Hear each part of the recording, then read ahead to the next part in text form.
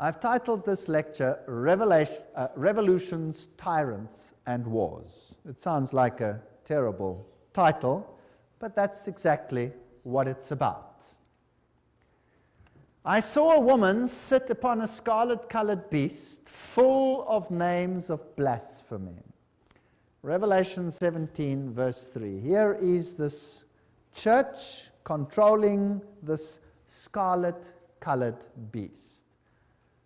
Revelation 13, verse 4 says, and they worshipped the dragon, unknowingly, of course, which gave power unto the beast, and they worshipped the beast, which has been defined as that power which ruled for 1,260 years, then received a mortal wound, and will rule again at the end of time.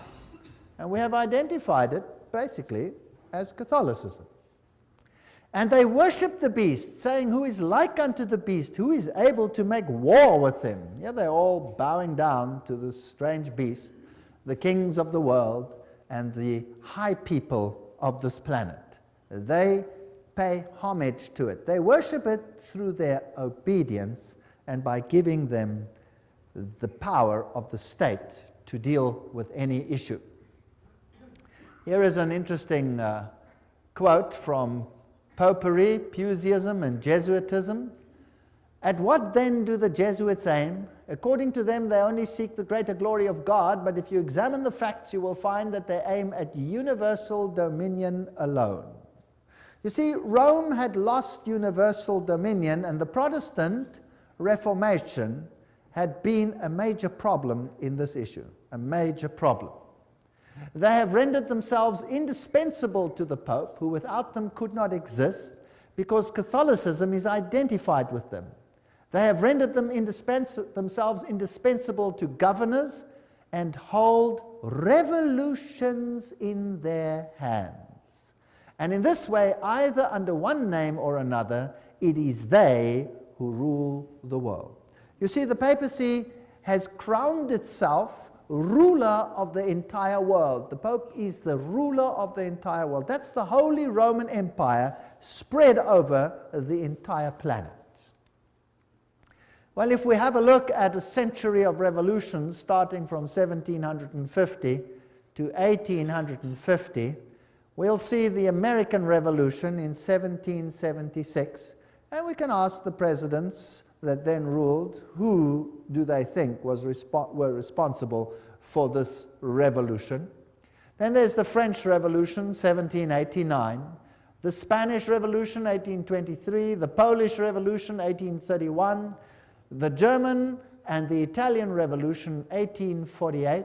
By 1917, you had the Russian Revolution, and then basically it was time for war, 1914 to 1918, which made the Russian Revolution, by the way, possible, and World War II, 1939 to 1945. That's a lot of conflict on this planet. How much blood did not flow on this planet as a consequence of these revolutions? And why? Because one power wanted absolute control. And the Bible says the dragon gave it its power so that everybody should be subject to that power and to none other. Well, let's have a look at a brief chronology here. In 1717, we're dealing with this time period of terrible, terrible conflagration on this planet. The Masonic Grand Lodge of England was founded. England was a thorn in the flesh. It was a Protestant nation. So a Masonic Grand Lodge is founded to infiltrate this power. 1721, the first Masonic Lodge was founded in France. 1731, Benjamin Franklin was initiated as a Freemason. 1738, the Roman Catholic Church condemns Freemasonry. Now that's a brilliant move. That's called dialectic thinking. You create an organization, you ban it, your insiders belong to the organization, but the outsiders see that you have distantiated yourself. It can't be your fault. You see how clever that is? Whereas at the Vatican, all the lodges remained and all the cardinals were members, but not the Goyim. It was to be a Protestant army under the control of the Jesuit order, and we did an entire lecture on that, and you can get it, the one on who's behind the secret societies. By 1758, Sir Francis Dashwood founded the Hellfire Club. Benjamin Franklin visits England to discuss the future of American colonies with Dashwood. 1768, foundation of the rite of strict observance. That's the 33-degree level of Freemasonry by Baron von Hunt, based on the Templar tradition. So that's an interesting point. And then Frederick of Prussia, Frederick the Great, I don't know what was so great about him, but nevertheless, founded the Order of the Architects of Africa and uses the title Illuminati to describe his neo-Masonic lodges. So that's just a brief history as we're going along. 1770, Benjamin Franklin was elected Grand Master of the Nine Sister Lodge in Paris. 1771, Grand Orient Masonry was founded in France. 1776, Order of the Perfectibilists, or Illuminati, was founded. Notice they call themselves perfect. The American Revolution starts. So by 1776, they had put everything in place. 1778, Peter I founded the Secret Circle. 1785, Grand Masonic Congress allegedly plotted the French Revolution. The Illuminati was banned in Bavaria, or went underground there. 1789, French Revolution. 1784, Illumist conspiracy to overthrow the Habsburg monarchs of the Holy Roman Empire. So the monarchies must go. The monarchies were often opposed to Jesuit rule, and they banned the Jesuits. Well, it was payback time. Nobody bans the power of the Roman Catholic Church.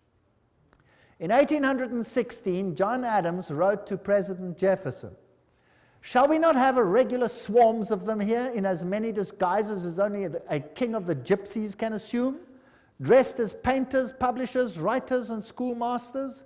If ever there was a body of men who merited eternal damnation on earth and in hell, it is this society of Loyolas." They didn't mince words in those days, eh? Wow. That's the new Jesuits. There's the quote. Everything I say has got a quote. Now, many writers warned of this great conspiracy of the Jesuits. Samuel Morse, remember, the founder or the inventor of the Morse code, wrote, "The author undertakes to show that a conspiracy against the liberties of this republic, the United States, is now in full action. Under the direction of the wily Prince Metternich of Austria, who, knowing the impossibility of obliterating this troublesome example of a great free nation by force of arms, is attempting to accomplish his object through an agency or an army of Jesuits. The array of facts and arguments going to prove the existence of such a conspiracy will astonish any man who opens the book with the same incredulity as we did." So those are the people that the presidents believed were behind all these conspiracies.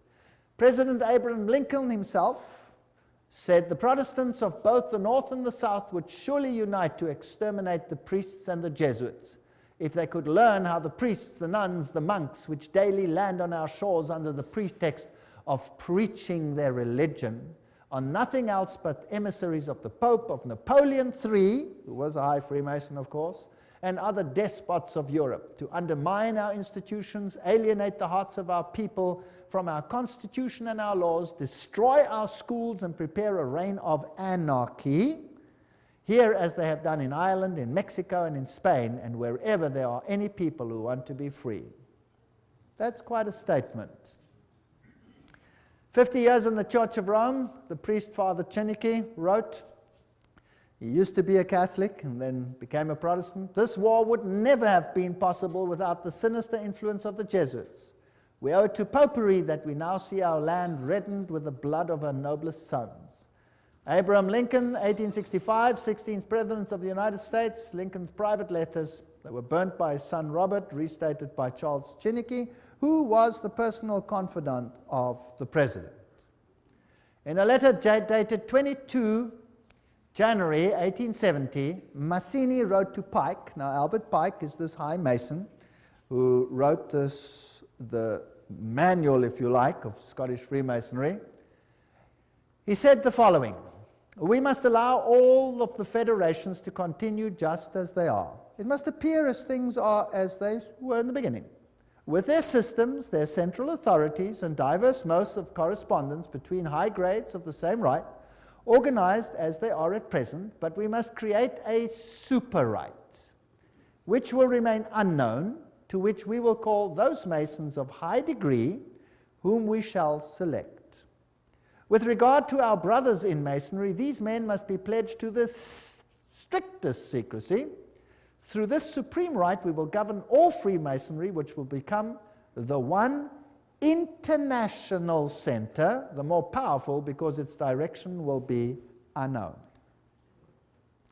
Now, Albert Pike wrote a letter to Mazzini, and that was dated August 15, 1871, in which he propagated that there should be a world order, a one order where all nations are under the control of one central organization. And in order to achieve this, they planned, and there are numerous quotes for this, so I've put a number on the screen because some will say, I don't trust this, I don't trust that, I don't trust the other. Here are references down there, there are references up there, there will be references in other slides, so it comes from different sources. He said, and this was, by the way, on display in the British Museum and could be seen there until it was taken away. The First World War, to overthrow the power of the Tsars in Russia, protector of orthodoxy, and bring about an atheistic communistic state. Did that happen? Yes. Now that was written long before this event. Long before this event. This was written in 1871. This war broke out in 1914. The Second World War, that's also written long before the event, to originate between Great Britain and Germany, to strengthen communism as antithesis to the Judeo-Christian culture, and bring about a Zionist state in Israel. Did it achieve this objective? Yes. In fact, after this war, Israel, in its present form, was reinstated under the protection of Britain. And then, interestingly enough, a Third World War, a Middle Eastern war involving Judaism and Islam and spreading internationally. That's fascinating. Is that on the cards, or what do you think? Certainly sounds like we are on track. Well, here's another quote, just in case people don't like that quote. Mazzini with Pike developed a plan for 3 world wars so that eventually every nation would be willing to surrender its national sovereignty to a world government. The first war was to end the Tsarist regime in Russia, the second to allow the Soviet Union to control Europe, the Third World War was to be in the Middle East between Muslim and Jews and would result in Armageddon. Interesting. Now, how were they going to do it? Let's read what Albert Pike wrote about these wars and how they were going to be unleashed. He wrote, quote, "We shall unleash the nihilist and the atheist," so the destroyer and the atheist, "and we will provoke a formidable social cataclysm which in its horror will show clearly to the nations the effect of absolute atheism. Origin of savagery and the most bloody turmoil. Then everywhere the citizens obliged to defend themselves against the minority of revolutionaries will exterminate these destroyers of civilization, and the multitude, disillusioned with Christianity, will receive the pure light through the universal manifestation of the pure doctrine of Lucifer. The destruction of Christianity and atheism, both conquered and exterminated at the same time." Wow, what a clever plan. So you rub the two systems which you create up against the other. You create atheism as an antithesis to the Judeo-Christian culture. You have these two clash until they rub each other up, and then out of that you will get a new world order where you have a new religion which is far more esoteric and actually honors Satan. Isn't that a rather clever plan? Well, it's very successful. That is why Ordo ab Cao is the verse, if you like, that Freemasonry uses. This is one of their documents, remember, that I photographed in a Masonic lodge. And Weishaupt is the father of Jacobinism. You will remember that we spoke about that in Revelation chapter 11. And Jacobinism was the power that propagated the French Revolution. And we did this in Revelation chapter 11, where the Bastille was stormed, liberty leading, the goddess of reason was enthroned instead of Christianity. So Christianity was removed and another reign began. The monarchy was deposed, and Louis and his wife lost their heads, the beheading of Marie Antoinette, and that put an end to that monarchy. Then Robespierre, he headed the Jacobin clubs, and a reign of terror commenced, which in its bloodshed and its violence rivals anything that we have seen to date. The great philosopher, if you like, of the French Revolution was Voltaire. Now you can look it up in any Encyclopedia Britannica. They will tell you who Voltaire was. He was a Jesuit. They will say, of course, he was a renegade Jesuit that left the Roman Catholic Church to write against it. No, no, no. He was just playing the role perfectly, because they were setting up an antithesis. Do you remember the promise that a Jesuit makes, that I will take either side and do it perfectly, as long as in the end the Mother Church wins? Well, to hold the pen is to be at war. The social contract, man is born free and everywhere is in chains. One man thinks himself the master of others, but remains more of a slave than they are. That's true. But what if you created the slavery in order to create the misery, in order to create the revolution? Isn't that possible? So the philosophers come together and they write a new constitution for this planet called Human Rights. The Declaration of Human Rights, 1798. Declaration, Human Rights. You have the all-seeing eye of Lucifer. You have the serpent with a tail in the mouth, the life-giving serpent, the eternal serpent. And you have this funny little Jacobin hat over there on the end of the spear. If you look at the whole thing over there. And then you have this bundle of rods tied together, which are called what? Do you remember what they were called? Fasciae. Fasciae. Bundle of rods tied together. And on top of the fasciae, you have this funny little hat, which was the Jacobin hat. And that's what it looked like. There's a better representation of, also known as the Phrygian cap, once worn in ancient Rome by emancipated slaves as a mark of their freedom, and adopted in the Revolution as the red cap of liberty. Well, that's what they tell you. That's for the Goyim. Let me tell you what it really is. There it is. This is the god Mitra. And there he is slaughtering the bull. And he's using a dog, a snake, and a scorpion, which has got hold of the more delicate parts of this bull, and he's destroying him with unclean animals. This is a war against Christ. Now let's have a look on the side. What does his hat look like? It's the Phrygian hat. So this is Mithraism. And Catholicism is Mithraism. Mithraism was the religion of Persia, it was the religion of Rome, and it is the religion of the Roman Catholic Church. There are 7 grades in Mithraism. The highest grade is called Father. And then you got a congregation. Now, who in the Catholic Church has a congregation and is called Father? The priest, right? And he could be a member of various groups, and so can Catholic priests. They can be whatever. They can be Jesuits, they can be Franciscans, they can be Dominicans, they can be members of various other orders as well. So Cyrus the Great was the first one to bring out the Human Rights Charter.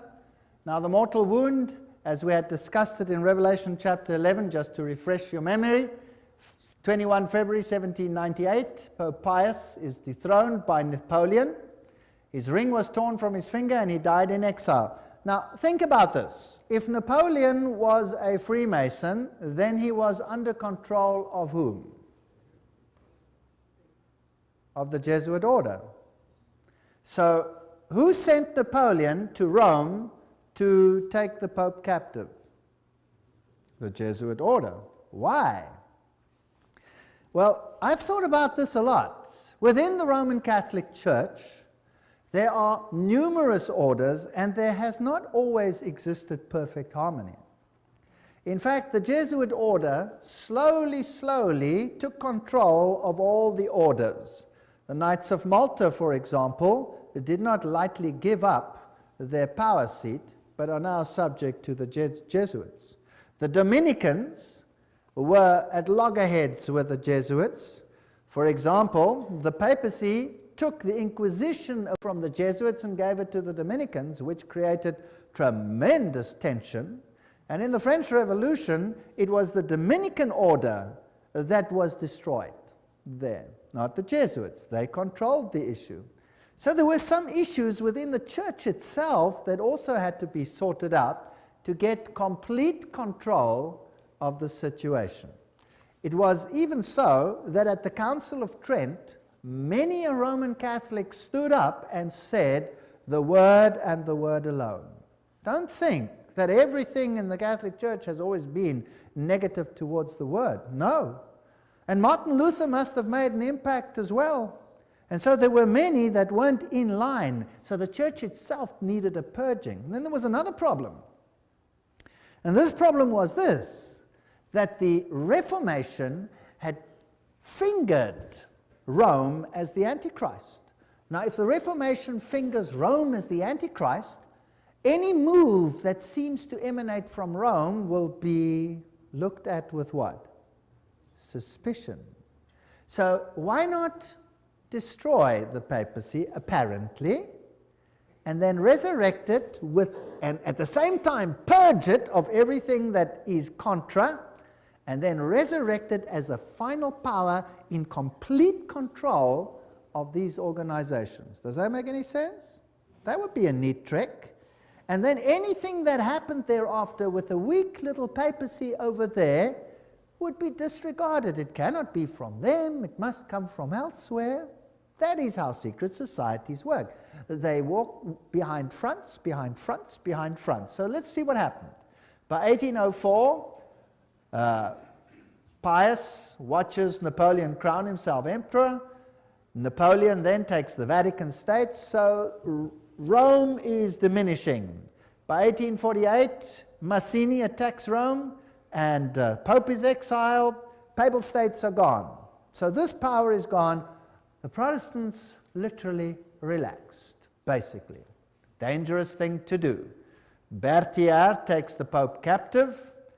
Weishaupt and his fellow Jesuits cut off the income to the Vatican by launching and leading the French Revolution, by directing Napoleon's conquest of the Catholic Europe, and by eventually having Napoleon throw Pope Pius VII in jail at Avignon, until he agreed, note, as the price of his release to re-establish the Jesuit order. It had been banned, even in the Catholic Church, imagine that. So it had worked underground. This Jesuit war, or maybe it had been banned purposefully to make it seem as if there was a war. You never know, because these people are superb liars. But this is history, this is what happened. This Jesuit war on the Vatican was terminated by the Congress of Vienna and by the secret 1822 Treaty of Verona. There's the quote. Everything I say has got a quote. I'm not making anything up.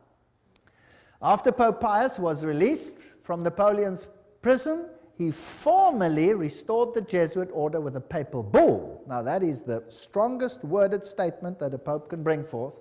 In 1814, and the Pope added in this bull, if any should again attempt to abolish it, the Society of Jesus, he would incur the indignation of Almighty God and of the holy apostles Peter and Paul. So this could have been a ruse, it could have been a game, what could have been real, whatever the situation is, we will never really know until the curtain is removed one day. But religious freedom for all. And revolutionaries take to the streets and do what they feel they have to do. Joseph Bonaparte, here he is, 1768, 1844, King of Spain, and he was Grand Master, Grand Orient in France. So here you have all the Masonic connections. This comes from the Masonic book, Masonic sources. Napoleon, himself a high Freemason, is now waging war in the whole of Europe, cleaning up the monarchies, and then he has a war with England. Now, who controls England by this stage? The Freemasons. So we have a battle of Waterloo, and these are the generals that fought on the two sides. Michel Ney and E. von Grouchy, they are on the side of Napoleon. High Freemason, Napoleon, High Freemason.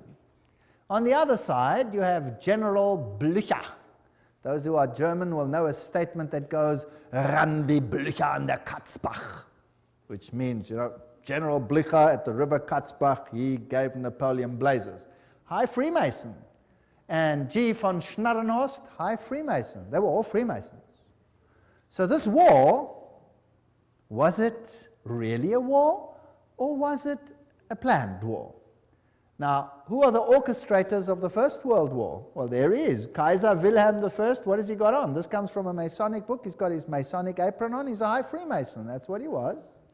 Here is Kaiser Friedrich der Große. There he is, with his Freemason regalia from a Freemason book. They're proud that these kings were all Freemasons. So the whole war situation is being planned by Freemasons, who are being run by who? By the Jesuits. Now let's have a look at America quickly. Here is this grand building, the Capitol. There is the foundation stone, and it says, laid Masonically, September 17, 1932. Okay, so by that time, America was ruled by Freemasonry. Of course, the people are totally unaware. The institutions continue as before, but they are all being infiltrated. If you look at the architecture, the eagles, the symbolism, what you have is sun worship. You have Mithraism displayed here. The street plan of Washington is Masonic. You have the upside-down goat of Mendes in the street plan. Then you have the compass and the set square, and everything is in blocks of 13, and the Masonic temples are on the 13th Street, etc. The whole street plan of Washington is Masonically laid. So it's dedicated to Lucifer. Of course, the people are unaware of this. The White House is then built with this tremendous stela over there, the height of which is 555 feet. Not 666, that belongs to someone higher in Rome. This is 555. And isn't it interesting that 555 is the number that Hollywood uses? Have you ever heard when they say, what's the telephone number on any TV program or any one of those? Oh, it's 555, blah, blah, blah, blah, blah. Have you heard of that? It's dedicated to Hollywood. By the way, in Hollywood is the wood they use to make a witch's staff. So it's dedicated to Lucifer. It's witchcraft. But that's just besides the point. So here is the stela. Who laid these foundations? The Freemasons. So let's ask them what it means. Here is the Encyclopedia of Freemasonry. You're going to get a better source than that. Obelisks were originally erected in honor of the sun god. The connection comes from the Egyptian worship of the phallus. So there stands a male, whatever, in the White House. So we don't have to go. It's dedicated to Osiris and to Isis. And anyway, that is the structure over there. The military structure is a pentagon, which is the high center of the pentagram into which, for example, 13 witches would step in order, 12 around one, in order to propagate a curse. So this is also a witchcraft structure. So it's just a building, but it has certain connotations. Then France, the one that has this new philosophy for a new world, sends a gift to the United States, the Statue of Liberty. So let's ask UNESCO what it means. UNESCO says the 7 rays emanating from Mitra's halo, there's the god Mitra, symbolize the triumph of the forces over the forces of darkness. Now, you must understand that Lucifer says that Michael and his angels represent the forces of darkness, that Yahweh is the devil. Isn't that terrible? You remember that? We did that? And here, UNESCO tells us that the head of the Statue of Liberty is adorned with Mitra's 7 rays. The flame she holds is a sun symbol. So this is the torch of Lucifer. Because it doesn't matter whether Lucifer is male or female, he's androgenic in his story. Here is the foundation stone.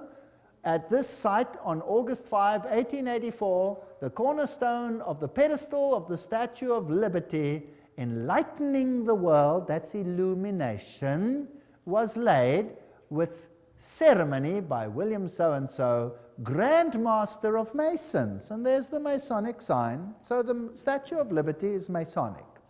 Everything will appear to be Masonic as we continue.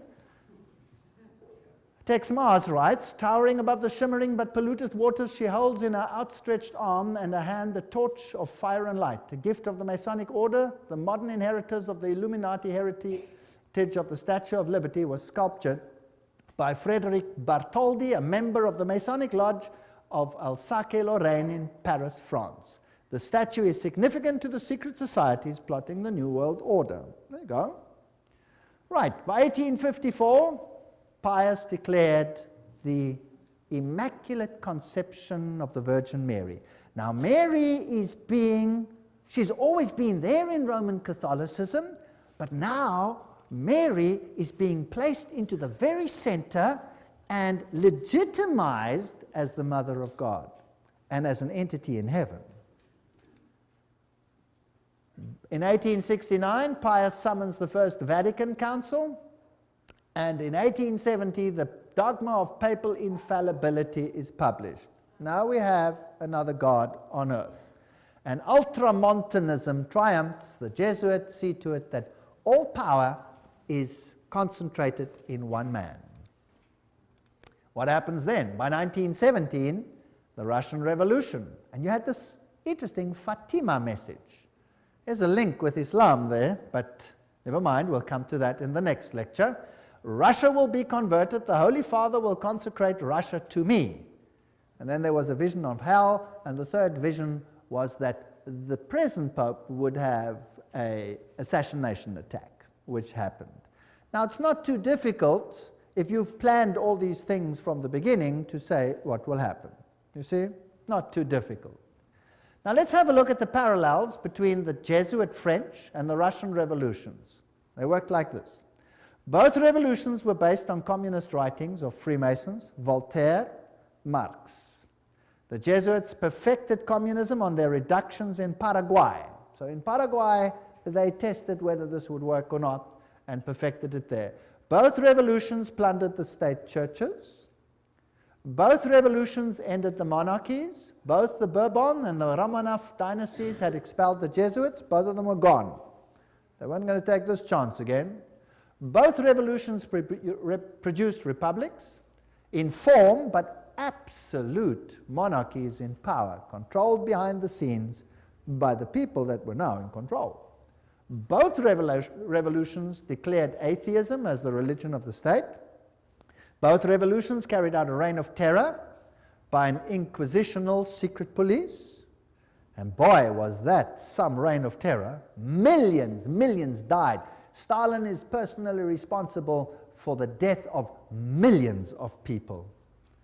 Both revolutions resulted in military dictators responsible for the elimination of dissenters. Exactly the same pattern. If it works once, why not use it again? The lesson learned on these Platonic republics there in Paraguay provided the groundwork for Marx's Communist Manifesto, by which every nation on earth would be reduced to granny reductions, thereby destroying the white Protestant middle classes while restoring the communal feudalism of the papal Caesar's dark ages. That's just a quote. Well, it's a bit sharp, but it more or less sums it up. So Karl Marx, by 1844, wrote the Communist Manifesto. That's when he wrote it. That's when it was published, 1848. By 1928, Papal Nuncio in Germany leads the Catholic powerful center party to the right and helps skyrocket Adolf Hitler to power. Now, who's Adolf Hitler? By 1929, Pius disbands the Catholic Party. It's done its job, and people are ready to vote. And in the same year, he crowns himself sovereign ruler of the world. What arrogance. Now the Pope is sovereign ruler of the world. In the same year, he signs the documents. Now a ruler has to have a country, and he gets his papal state back, the smallest state in the world. And the papacy now again qualifies as a political entity. Now, it had been dead, it was no longer a political entity, so the beast was mortally wounded, and now it gets its power back, and now it qualifies as a beast again. Its wound was healed, isn't that correct? That's why the San Francisco Chronicle, almost quoting the Bible, says that while they signed this document, the wound was healed in this display. Now we're ready for war. 1934. In Yugoslavia, an organization called the Ustashi is formed. What a disgusting organization. Founded, and they assassinate King Alexander of Yugoslavia. Now the Ustashi is a military organization with basically Nazi features, and they slaughtered the Serbs. They slaughtered the Orthodox people and forced them to become Catholic or to die. One of the two. And nothing is ever said about this tremendous slaughter that took place over here. 1941, Croatia declares itself independent, and the slaughter begins. This is the man who is now Pope, Cardinal Secretary of State, Eugenio Pacelli. There is his family, all of them Masonic connection, and of course they have the Banco di Romano at their disposal with Rothschild money. This man, does he have Masonic features? Yes. Here he is at his election. His cell number was 13, a very important number in Freemasonry. There he is in the Masonic triangle stamp that they produced. There he is with the Masonic sign, just as Anthony Sayer had it, and something else. From then on, the papacy wore the ephod, the little plaque that was also worn by the priests of Israel. Now, let's ask Albert Mackey, a 33-degree Freemason, to quote to us what this means. He says, "The Grand High Priest of the Royal Arch Freemasonry from 1859, 1865 in the USA states in his standard work," this is him, states that the High Priest of the Royal Arch officially wears the ephod. So who's the High Priest of Freemasonry? And there is the Pope. Well, Pacelli visited the United States and conversed with this man, President F.D. Roosevelt. Now this is a large picture which should never probably have been released, and they're probably very upset that it has been released, but it shows Roosevelt in his full Masonic regalia. And there it shows him with his fez on his head, and he's receiving a Masonic handshake. Note the Masonic handshake. And interesting fez, we will come to that in the next lecture, what that all symbolizes, why they are wearing fezes. And he appoints Myron Taylor as special envoy to the Vatican. Now, let's have a look at the Freemason political leaders in the United States, and I'm just quoting from various sources and web pages. There will be different ones here, so you can check it out for yourself, to show you just who's control at the moment. We'll just run through them quickly and see what degrees they are. Bill Clinton, 33 degree. Newt Gingrich, 33 degree. Bob Dole, 33 degree. Jack Kemp, 33 degree. Storm Thurmond, 33 degree. Colin Powell, 33 degree. Jesse Helms, 33 degree. Barry Goldwater, 33 degree. Al Gore, probably 33 degree. Then another one over here, another one, James Monroe, Andrew Johnson, James Garfield, McKinley, Roosevelt, of course, William Taft, Franklin Roosevelt, Harding, Lyndon Johnson, Gerald Ford, Ronald Reagan, George Bush, all of them, Yitzhak Rabin, Yasser Arafat, Prince Philip, Duke of Kent, many others. Here's another source. Saddam Hussein, that's interesting, we'll have to come to him, 33 degree Freemason. Tony Blair, 33 degree. Gerhard Schröder, Prime Minister of Germany, if you like, President, 33 degree. Benjamin Netanyahu, 33. Yasser Arafat, 33 degree. Ronald Reagan, Gorbachev, Helmut Kohl, Shimon Peres. Helmut Kohl is also a committee of 300. Francois Mitterrand, 33, was Grand Orient Lodge, of course. Yitzhak Rabin, Willy Brandt, all of these old ones were Freemasons. Some more. Joseph Stalin, he was Illuminati. He was a member of the Grand Orient Lodge. Leon Trotsky, Grand Orient Lodge. Kissinger is a member committee of 300. J. Edgar Hoover, 33. Cecil John Rhodes, Aleister Crowley. Walt Disney was a 33-degree Freemason. Olive Palm, Al Gore, Tony Blair, Joseph Mengele. That's interesting. That's the mass murderer of the Nazis. He was Illuminati. Robert McNamara. You name it, they're all there. Billy Graham. Oops, sorry, let's move on. Colonel John Glenn, Buzz Aldrin. Everyone who's ever been up in space has to be a Freemason of the highest degrees. Edgar Mitchell, all the way through. Francis Bacon, Lord David Owen, all the negotiators, Richard Halbrook. I'm just running through some of them. Alan Greensprang, Peter Wallenberger. Queen Elizabeth is the queen of the Bilderbergers. Prince Philip, Queen Beatrix, she's the committee of 300. Prince Bernard of the Netherlands, committee of 300. And so we go on and on and on and on. Ted Kennedy, Rockefeller, David Rockefeller, Teng Hui, Baron von Rothschild. Hillary Clinton is 6 grand dame. She's a very high Freemason. Albert Pike, of course, you know, Bertrand Russell, Otto von Habsburg, Weishaupt, all the way back. Here is Edgar Hoover. President Dwight D. Eisenhower there honors him with the 33 Grand Cross at the special White House ceremony. They're not ashamed of any of this. Here are just about all the presidents of the United States in the presidential gallery of the lodge. I photographed this myself. I went into the lodge, I went into the presidential gallery, I photographed each one of these. And then, me? Not me. Anyway, there they all are as Freemasons. If we look at the American dollar, some very interesting things happened under the time of Roosevelt. There is this symbol on the dollar, there's that symbol. We haven't got time for all of this. In God we trust, one.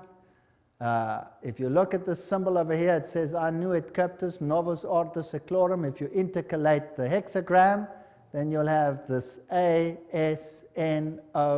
which is a scrambling of Mason, Mason. If you go to the other side, it points to objects, and it then reads Arlto, you have Arlington. There's too much there to talk about, and many interesting things. If you go to the 1 and you go to the half moon, there's a little structure over there. Can you see it? It's a micro dot. You'll have to get a magnifying glass and look at it under a magnifying glass, and you'll see it's a little owl. A little owl. Owl in a half moon. And this over here you'll see is a spider's web. There's a lot of symbolism over here. Now if you go to the ancient coins, you'll see that the deities were associated with the owl, and you will see that when we went to the Bohemian Grove, what did they worship there? The great owl of Bohemia, and you saw the presidents of the United States bow down to the owl of Bohemia. Quite a scary business. Now, looking at this symbol, you have the all-seeing eye of Lucifer. It is not yet on the base of the triangle.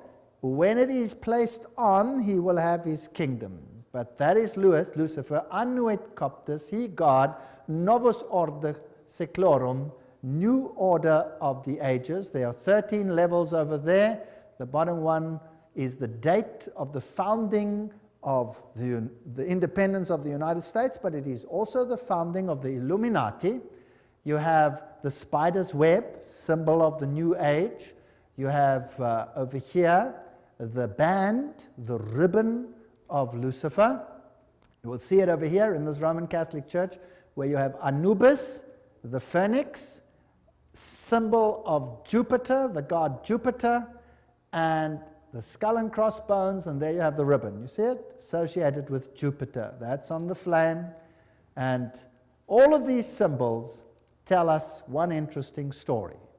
On the other side, you have this symbol. There are 9 feathers. There are 13 spears. There are 13 leaves. There are 13 pentagrams shaped in the form of a hexagram. You have the eagle.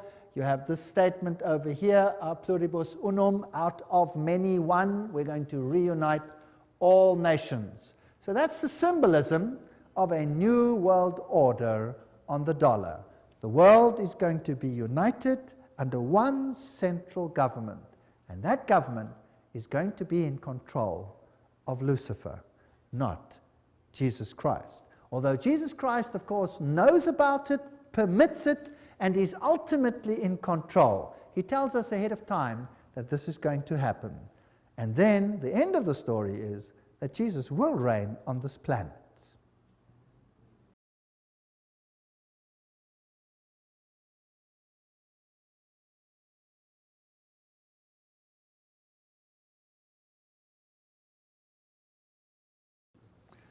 In the previous section, we were looking at the symbolism on the US dollar, and we saw how all of this symbolism is Masonic and appeared on the dollar note after the time of Roosevelt.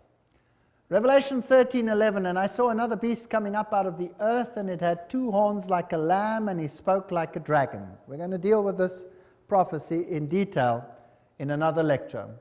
It exercises all the authority of the first beast, which we will find will be Roman Catholicism before it, and causes the earth and those that dwell in it to worship the first beast whose deadly wound was healed. So here was now a Protestant ally that would enforce papal doctrines. But that's in another lecture, complete lecture, called Two Beasts Become Friends.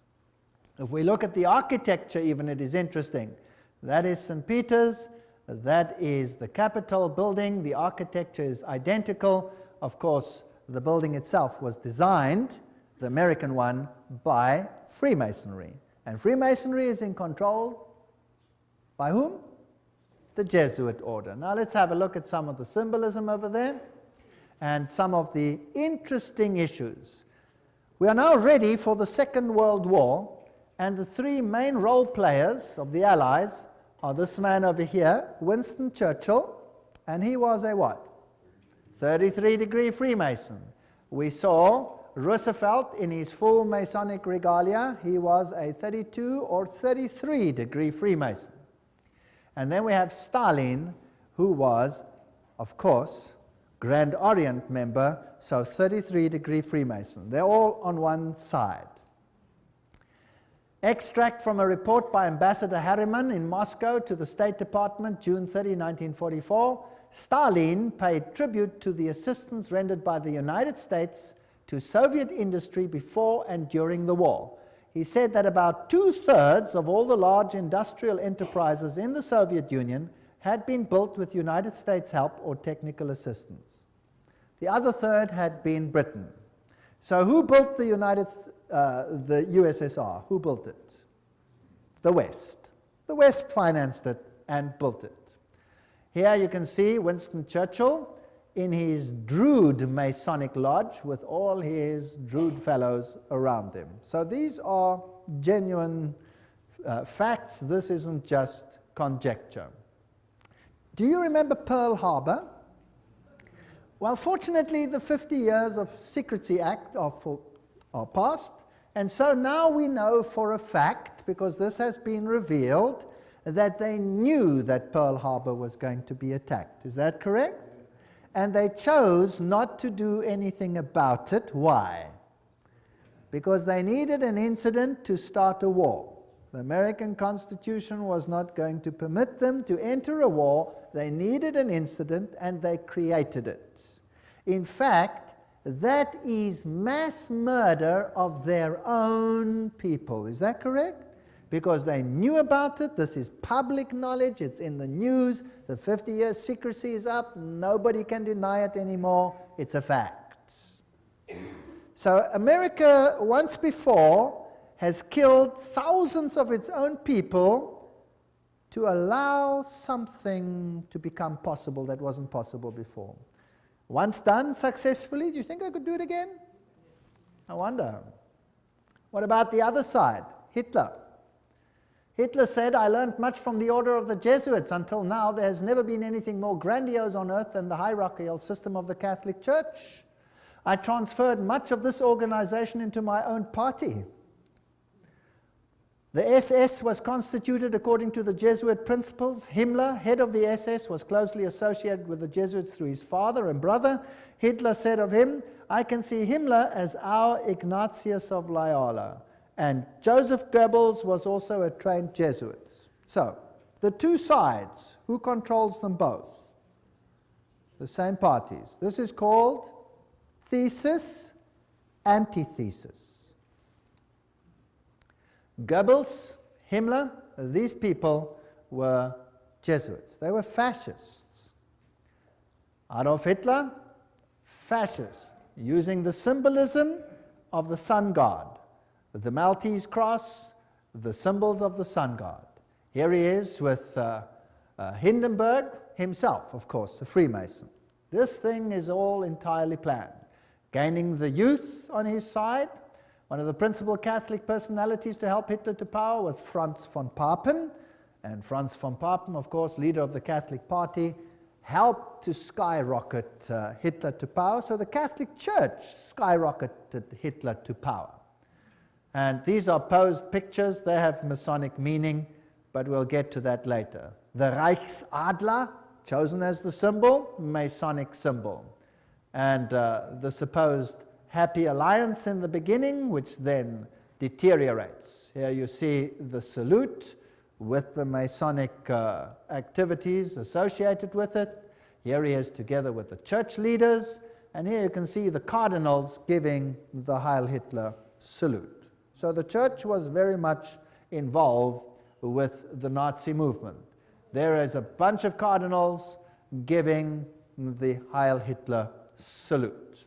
The Pope and the Führer, you will recall that even to this day there is tremendous anger about Pope Pius having now been declared on his way to sainthood because of his connection with the Nazi movement. Well, here is the new Reichsbischof Ludwig Müller, the Protestant one, who greets Adolf Hitler with a nice handshake. The previous one, the previous Protestant bishop, no longer lived because Adolf Hitler had him executed. So this one must have been a puppet on the religious side. So the Catholics and the Protestants next to each other. Now understand the war. Let's think about the war. Who is the problem in terms of the Roman Catholic Church? Firstly, the Orthodox Church in the East had been a problem. The First World War sorted that out. The Tsar had been removed, and the Orthodox Church had been subjected, as were all the churches, to make it look right, by atheistic communism. But the leaders of communism were all Catholics. In fact, I have traveled in many of those countries, and the old people all told me, now we understand why the leaders of the communist regimes, why they all attended the Catholic Church. Why, if they were all atheists, were they such good Catholics? Well, this mighty army is built up, but Germany is divided. The north of Germany, and particularly the east of Germany, is all Protestant. They're Lutherans. And they are skeptical of the papacy.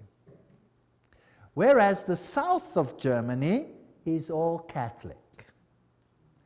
In the Orthodox countries, like the entire USSR, you have the Orthodox Church controlling the mindset of the people. Now, since the takeover of communism, that has been reduced or subjected, and the Orthodox Church has been subject to the state. Now comes this mighty war. The symbols being carried here are the symbols of Lucifer. They're also used in theosophy. There you can see them.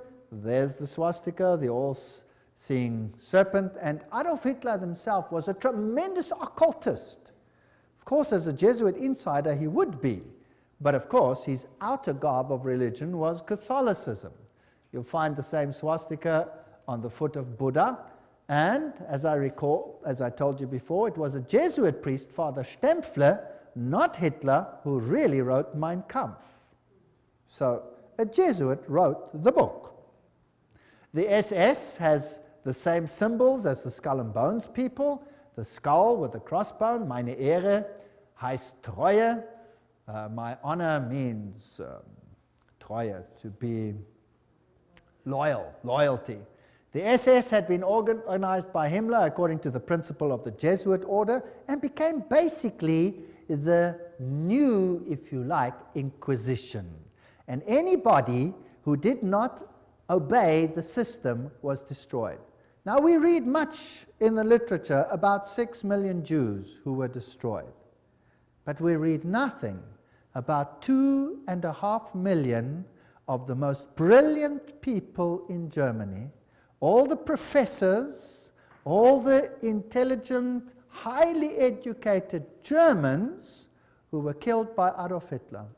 You see, thinking people cannot be tolerated in such a regime. Downgrade the mindset. We must have serfs and elite, Goyen, catechumens, cattle, and then the super illuminists. How irritating. Remember that the Jesuit magazine, Civiltà Cattolica, house organ of the Jesuits, says quite frankly, fascism is the regime that corresponds most closely to the concept of the Church of Rome. Fascism is fascinating, excuse the pun. Fascism has one central leader. You see, Pope eventually, one central leader, total control over the people, yet the people believe that they are free because they are getting everything that they require. Unlike communism, they may have property rights, but the property rights are qualified, and I'll come to that in a later lecture in case you are duped into that.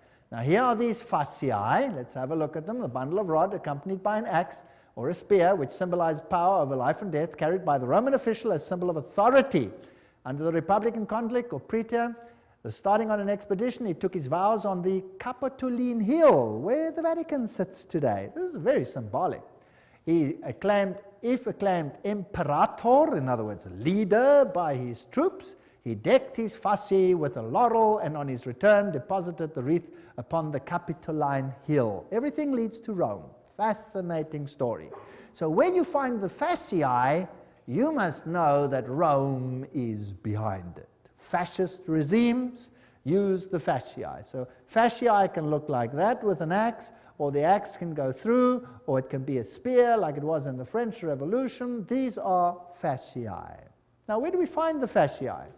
Well, in 1888, campaign poster of incumbent President Grover Cleveland, Benjamin Harrison defeated them, but later he won. Cleveland was re-elected to a non-consecutive term. There his eagle is standing on 2 fasciae. See it? Fascism, hidden in the United States. Do you know the United States should be as far as the East is from the West from fascism, isn't it? Well, isn't that fascinating? The US Capitol building, if you go right to the tippy-toppy, that's what you have. Fasciae, fasciae, fasciae, fasciae. So the United States eventually is going to become a fascist state. Nobody would have believed that 50 years, 100 years ago, 10 years ago, maybe not even 5 years ago. Today, what does it look like?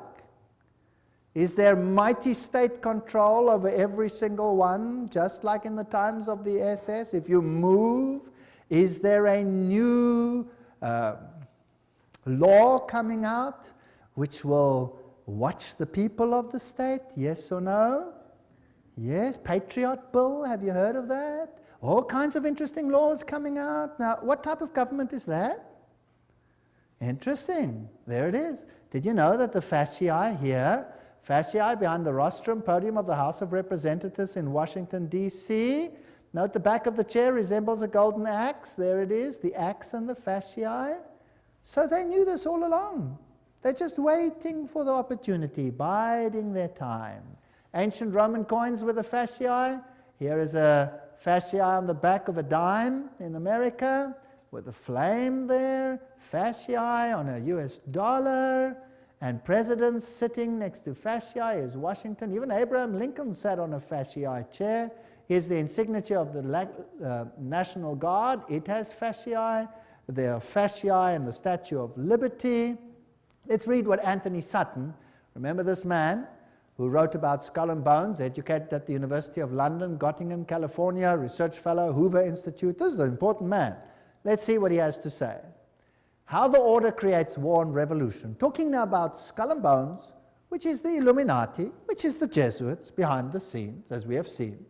Operational history of the order can only be understood within the framework of Hegelian dialectic process. Hegel, the great man who said, always create two directions, thesis, antithesis, rub them up against the other. Who cares how many people die in the process? Then you have synthesis. Then you get what you actually want. From this axiom, it follows that controlled conflict can create a predetermined history. For example, when the Trilateral Commission to subject managed conflict, etc. We read this quote before, so I'll just skip it. The synthesis, that's which comes together, sought by the establishment is called the New World Order. Without controlled conflict, this New World Order will not come about. Random individual action of persons in society would not lead to this synthesis. It's artificial. Therefore, it has to be created. So you hear about a war here and a war there and a revolution here and a revolution there. Revolutions have to be financed. You never hear where the money comes from to finance them. Who finances the revolutions? Who runs them? You see? So you have Nazis against Soviet Unions, North Korea, North Vietnam, ad nauseum against the United States. The conflict built profits while pushing the world ever closer to a one-world government. Now, isn't it logical that that's what Satan wants? He wants a one-world government. So, in Hegelian philosophy, the conflict of political right and political left, or thesis and antithesis in Hegelian terms, is essential to forward movement of history and historical change itself. Have you noticed that every country has a left party and a right party? Have you heard about that? And your country has it too, otherwise there would be no point to vote, right? Two of them.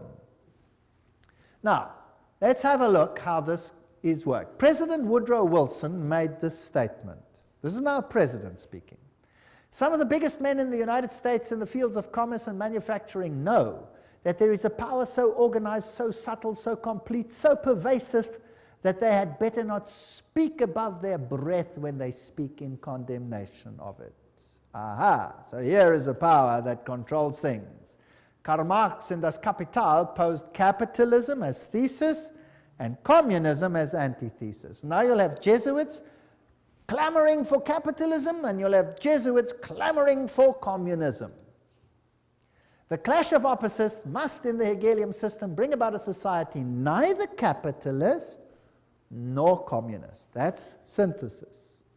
Moreover, in the Hegelian scheme of events, this new synthesis will reflect the concept of the state as God and the individually as totally subordinate to an all-powerful state. If you don't do what the state says, sizzle fits. That's what Adolf Hitler practiced. 2.5 million Germans, sizzle fits, gone. What then is the function of Parliament? Now take note, I'm not saying this, I'm reading it. I get criticized for this statement. You cannot believe. Please don't criticize me. Write to these people. I'm just quoting. What then is the function of a parliament, a congress, for Hegelians? These institutions are merely to allow individuals to feel that their opinions have some value and to allow a government to take advantage of whatever wisdom the peasant may accidentally demonstrate. All right? Now let's see how Hegel puts it himself. This is now the great philosopher Hegel, where the politicians bow down to him. He says, by virtue of this participation, subjective liberty and conceit with their general opinion, individuals, can show themselves palpably efficacious and enjoy the satisfaction of feeling themselves to count for something. In other words, we're just idiots. So if you vote, who are you voting for? I'll tell you who you're voting for. I always say this. They vote for the devil in pink or the devil in blue. The vote makes no difference. It's a joke. Politics, joke. War, the organized conflict of nations for Hegelianism, is only the visible outcome of the clash between ideas. As John Dewey, the Hegelian darling of modern education system, puts it, he's in control of the whole new world education. War is the most effective preacher of the vanity of all merely finite interests. It put an end to the selfish egoism of the individual, by which he would claim his life and his property as his own or as his family's. Did you get that?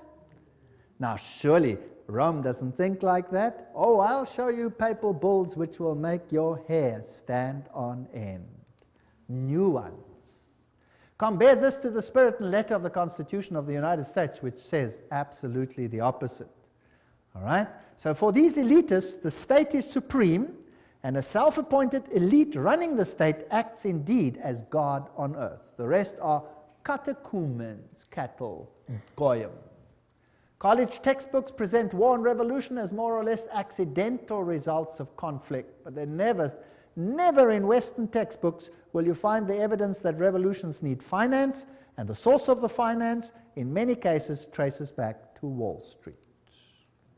Operational vehicles for conflict creation, the key to modern history is in these facts. The elitists have close working relations with both Marxists and Nazis. They play on both sides because what they have created is just a game. In this memorandum, we will present the concept that world history, certainly since 1970, reflects deliberately created conflict with the objective of bringing about a synthesis, a new world order. So let's have a look how it worked. Here's the order. The thesis is Marxist Russia, Second World War now. The antithesis, Nazi Germany. Who financed them? Who financed the Russians? Guarantee Trust Company. Who financed the Nazis? Guarantee Trust Company. And then you have Harriman, formerly of Harriman and Company, etc., etc. Same people over here. Harriman, Nazi interests. Same people finance both sides. Then you have the Bolshevik Revolution, 1917 and 1933, Hitler's ascension to power, conflict between the two, tremendous profit, and the result, post-World War II, United Nations as the first step to a new world order. There you have it. Beautifully. Financed by the same sides. By 1948, the atomic race. By 1950, Mary receives pilgrim status. 1950, Francis Matthew calls for nuclear war with Russia, and they start arguing between the two of them. Notice how many were killed by Stalin. Among the 1,766,188 victims up to the beginning of 1922, figures obtained from the Soviet documents, nearly 5,000 were priests, teachers, nuns, etc. of the Greek church. As soon as the persecution extended to the millions of Lutheran, Reformed, Baptist, Methodist, and especially Mennonite Christians, the circulation of the Bible is not only strictly forbidden, but punishable by exile. So that's what Stalin did. Stalin killed millions. We hear of 6 million Jews. Well, think in terms of 30, 40, 50 million people when you think of Stalin, the greatest mass murderer this world has ever seen.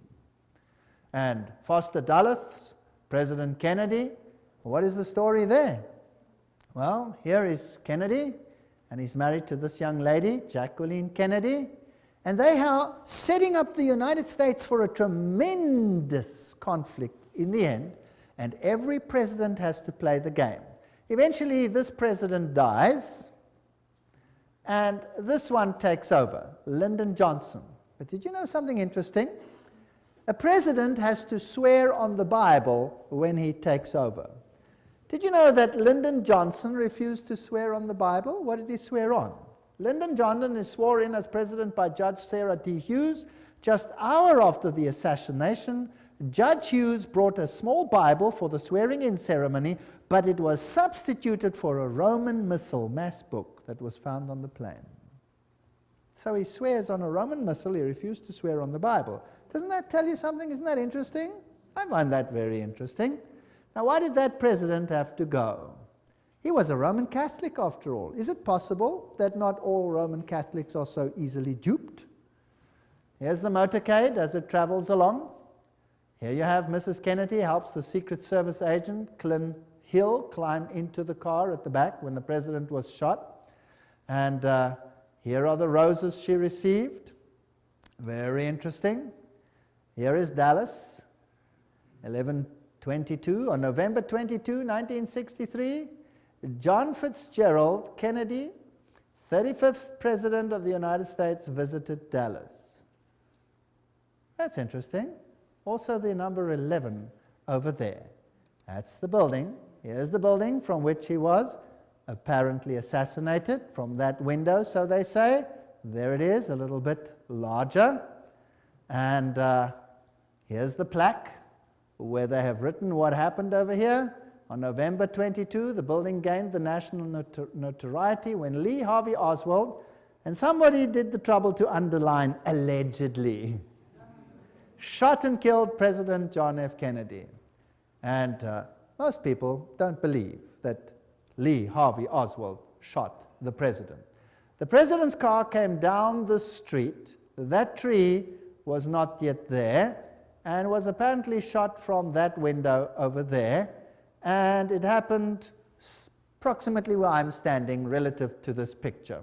Now notice as he comes down here, he's traveling on this side of the road. And imagine hordes of people standing on either side. And here is a little uphill. And when you go further into the hall over here, there was a picket fence. And if you looked from the picket fence, you could look down onto the street. And apparently, when the shots were fired, over 100 people, including the police, didn't run this way, but ran up this embankment towards the picket fence. Now, why did they run to the front of the president and not from behind the president? Apparently, they say, Lee Harvey Oswald shot him from behind, and he was the only one who shot, and he shot from behind, and he hit him over here. A very, very fantastic shot, by the way, if it is so. It only has a little problem. The president's head didn't go forward, it went backwards, and it hit him here in the throat. And there was a small entry wound in the front and a huge one in the back. So from where was he hit? From the front or from the back? He was hit from the front. Not only that, there were shots from other places along the side, and there was an intercalation which all hit the president. There is even evidence that the driver himself, who happened to be left-handed, rotated and shot the president himself with a pistol as well. He had multiple shots. Of the witnesses that ran towards the picket fence, over 100 of them, almost all of them, except for one or two ladies who were ridiculed, were assassinated themselves. Is that not strange? Wouldn't you think that was strange if all the witnesses died strangely? Well, this is one of the biggest cover-ups that probably ever occurred. Here's the picket fence. And when you're looking there, that's how it was. Someone behind the picket fence would shoot. And this would be the view from the picket fence. I'm now pretending to be there. I took these pictures myself. And the cross would be there. So he would shoot the president at this short distance and hit him from the side front. Now it's interesting that the president's head jerked to his back and to his left. Bah, like that.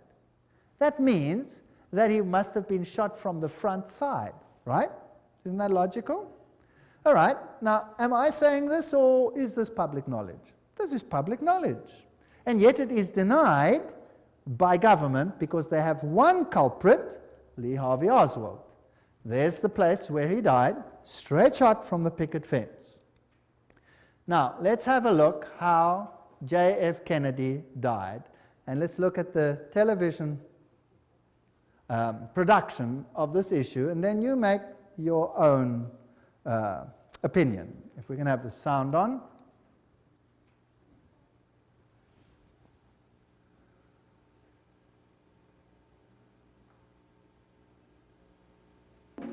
Let's go back to that day in Dallas. The day was November 22nd, the time shortly before noon.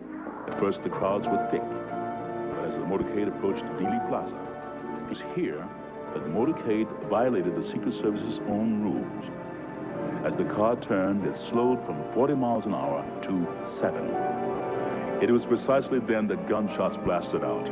For 6 seconds, the occupants of Kennedy's car were struck by bullets. Kennedy grasped for his throat. He grabs for his throat. Kennedy's head exploded, driven with great force backwards and to the left. Then and only then did the president's car accelerate and speed off. Lyndon Johnson, the new president, ordered a federal commission to investigate the crime. The Warren Commission had given us the official version. Lee Harvey Oswald had acted alone. But if all 3 shots had come from behind, then why did the president's head fly backwards? Why did so many people, including policemen, run not towards the book depository where Oswald was, but towards the picket fence? If the Warren Commission was right, why did so many witnesses claim to see something completely different from the official report? As many as 177 people died simply for knowing too much. The moment Kennedy was killed, a massive cover-up went into operation. Witnesses were threatened and many were killed. Bill Hill interviewed immediately afterwards. Shots rang out, and he grabbed his chair. There was an interval, and then 3 or 4 more shots rang out. By that time, the motorcade had sped away. With us now is Gene Hill. He was closer to the president's car than anyone else at the time of the shooting. Ms. Hill is a Dallas grade school teacher and has feared for her life for the last 29 years. I understand that 2 men claiming to be Secret Service agents interrogated you after the assassination.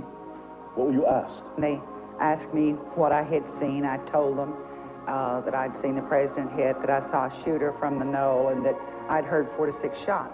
But they told me I didn't hear but 3 shots. Were you ever interviewed by the Warren Commission? Oh, yes. I was interviewed by Arlen Specter, who, well, he tried very hard to discredit everything I said. He accused me of all kinds of things, from like a shabby marital affair to seeking publicity to just downright lying. We found the real facts, and certainly no one in the intervening 25 years has disproved our basic conclusions. It was Specter who came up with the so-called magic bullet theory, which tracks one bullet going through both Kennedy and Texas Governor John Connally. The bullet was later discovered virtually intact on Connally's hospital stretcher. The truth, had it been known, had it come out, would have revealed there was a conspiracy. The conspiracy to kill the president needed a scapegoat, a patsy, someone who would take the blame. There were many things you weren't supposed to see, like the paraffin test given to Oswald. It proved conclusively that Oswald had not fired a rifle that day, or the spy camera found in Oswald's possessions, issued to him by the U.S. government, or Oswald's letter to a Mr. Hunt requesting his next assignment. The only Hunt we know of in this case is Howard Hunt of the CIA, who shared the same office with Oswald in New Orleans. The office belonged to Guy Bannister, formerly with the FBI. Not only was this address on Oswald's supposedly pro-Castro leaflets, but the account Oswald used to print the leaflets belonged to the CIA. Howard Hunt with the CIA, Guy Bannister with the FBI, and Lee Harvey Oswald, all in the same office.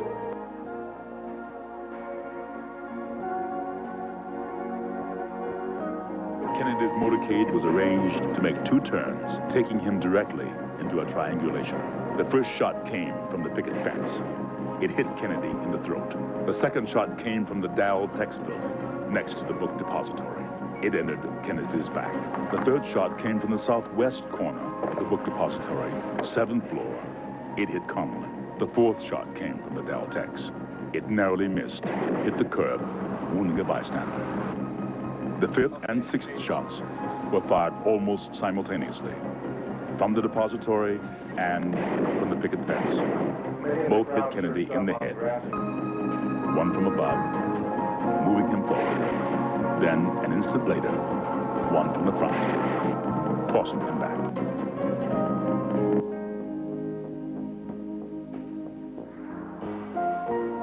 Here you see the passenger in the front turning back, looking at the president instead of jumping back to his system. He turns forward. The driver's now rotating. The weapon comes into view, and he fires. You'll see this repeatedly in these sequences. Kennedy's been shot in the throat. He's leaning to his left. The driver now begins to rotate. His left arm comes over his right shoulder, and he fires now. Again, you see the driver rotate. You see the weapon come into view.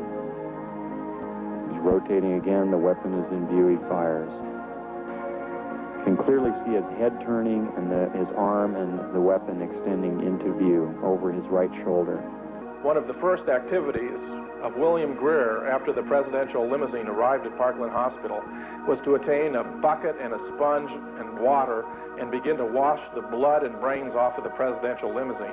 There's a new theory about the assassination of John F. Kennedy. A government scientist says police audio tapes provide new evidence of a second gunman. If it could be proved that the sound on the tape was a gunshot and that, in fact, it came from the grassy knoll, then it would provide some evidence that there was a second gunman in addition to Lee Harvey Oswald. But so far, few who agree with the conclusion made by Thomas.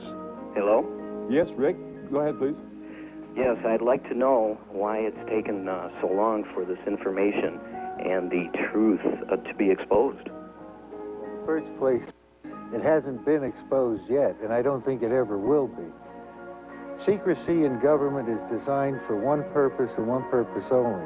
Not to keep the enemy or the opposition from knowing what's going on, but to keep the American people from knowing what is going on.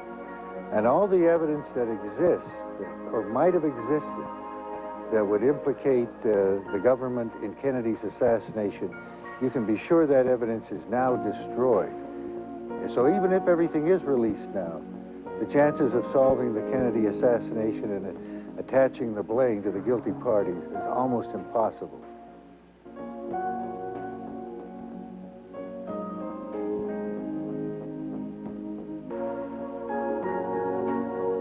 Kennedy was changing the status quo, but decided he could no longer trust the CIA. He was transferring covert operations directly to the Joint Chiefs of Staff. Shortly after that, he fired Allen Dulles, who had been the Director of Central Intelligence since 1953. Kennedy continued to make enemies as he pulled back from world confrontation. He ordered U.S. troops out of Vietnam. This was an incident that took place. Well, you saw that driver rotate, if you could see it. It was very difficult. You could see his head go back. You could see all these things.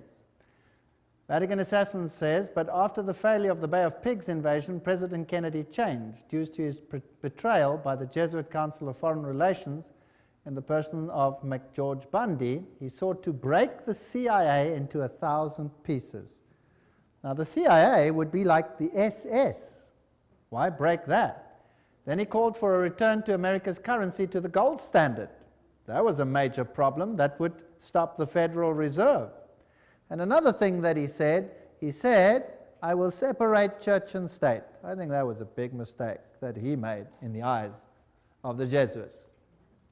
Remember that Loyola said, finally let all with such artfulness gain the ascendant over princes, noblemen, and magistrates of every place, that they may be ready at our beck even to sacrifice their nearest relations and most intimate friends when we say it is for our interest and advantage. That's fascinating. We know, of course, that Jacqueline Kennedy was raised in a Jesuit convent, but let's leave it there. One of Nixon's main speechwriters during 3 whole years was Jesuit father, the Reverend John McLaughlin, who wrote Nixon's speeches at a salary of $32,000 a year, which was a lot of money at that time. And the next president, one of the next ones, Gerald Ford, there's his own signature, 33-degree Freemason. I took this picture myself in the Masonic Lodge. There he signs it, 33-degree Freemason. These people are not who they say they are. And when we look at him, and we look at these handshakes that they have, and the Holy Alliance between the papacy and the United States of America. This is, by the way, a signal picture. And Reagan appointed this man to be representative to the Vatican. So by 1987, Pope John Paul visits the United States. President Reagan meets him and he says, as you exhort us, we will listen. This is not separation of church and state. For with all our hearts we yearn to make this good land better still. The Pope is quoted as saying, I come as a friend of America and of all Americans, Catholics, Orthodox, Jews, all men of goodwill. Well, interesting. Here he is together. This, by the way, also a Masonic signal picture, but we won't go into the details. That's also a Masonic signal picture. We won't go into those details. How do they plan their trips? Let's ask them. Here's Ronald Reagan planning his trip to this president of Russia. And then in September, Gorbachev proposed a pre-summit meeting in Reykjavik, Iceland. Washington agreed. The astrologer fixed the time and the date of departure, and at 9:45 on October the 9th, Reagan flew to Reykjavik. For instance, if you have very bad Saturn, you should cultivate Jupiter so that... Wow. He's now acting like Nebuchadnezzar. Let's call the astrologers to tell us when this meeting should take place. You know, the 11th is a very important date. Presidents die on it. Buildings collapse on it. It's very interesting. My Pope, Pope Paul II, I confirm for you as the Pope of my secret, the Pope about whom I spoke to the children during the apparitions, the Pope of my love and my sorrow. This is what Mary apparently said to the children at Fatima. This is the Pope of the secret, or this is the Mary predicted that he would have an assassination, this Pope, and the modern channels through Father Gobi say that this is the Pope of the promise. Well, Malachi Martin, in The Keys of This Blood, this is a pontifical work, writes, clearly the new agenda, heaven's agenda, the grand design of God for a new world order had begun. And Pope John Paul would stride now in the arena of the Millennium Endgame as something more than a geopolitical giant of his age. He was and remains the serene and confident servant of the grand design. There's another Masonic language. He's going to be the head honcho, the main man. All this bloodshed, all these wars. In Germany, what happened? What did the war do in Germany, the Second World War? In Germany, the north of Germany was devastated, firebombed, which was illegal according to all conventions. They threw firebombs on the north of Germany. Hamburg was gutted by firebombs. Now, firebombs don't just destroy military targets. What do they destroy? They burn human beings alive. So it was targeted to destroy the people. And then East Germany, the entire Protestant conclave was cut out and handed over to Soviet Russia for 2 generations of enforced atheism. Today there's no Protestant left anymore. Protestantism has been destroyed. The Orthodox Church has been subjugated. All of them are subject to Rome. Millions of Serbians died. Millions. It has been a slaughter in the last centuries such as this world has not seen. Why? To gain full control of the world. Here is Gerard Newkirk states, over the last 2 decades, in particular during the Reagan years and the last 2 with George W., the United States is looking less like a democracy and more like a highly evolved fascist creature. Isn't that interesting? I'm not saying this, I'm just reading it.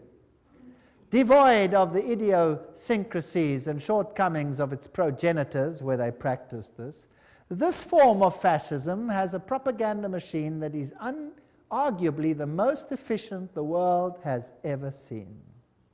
We are in an interesting time frame. And here you see George Bush with the Pope. Here you see the Prime Minister of England with the Pope. All these 1,000 points of light. 33-degree Freemason, skull and bones member, Illuminatist. 33-degree Freemason with the Pope. And now let's have a look at this picture. Here is President George W. Bush with the Pope under the picture of Ignatius Loyola. Who's going to be the great spiritual leader of the New World Order? Please note this picture. The Pope sits on the altar of Chorazim. This is when he visited Jerusalem and Israel recently. Israel. The backdrop depicts Christ with an open book that reads, "Love your enemies, I will come soon." What else do you see on his throne?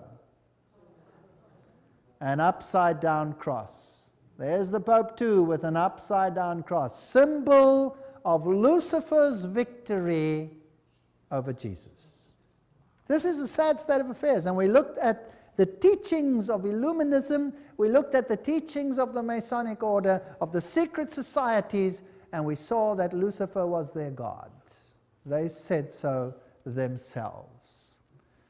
And what do we have to do? Come out of her, my people, that you not be partakers of her sins. I believe that we are on the threshold of history. I believe that the final events are unfolding.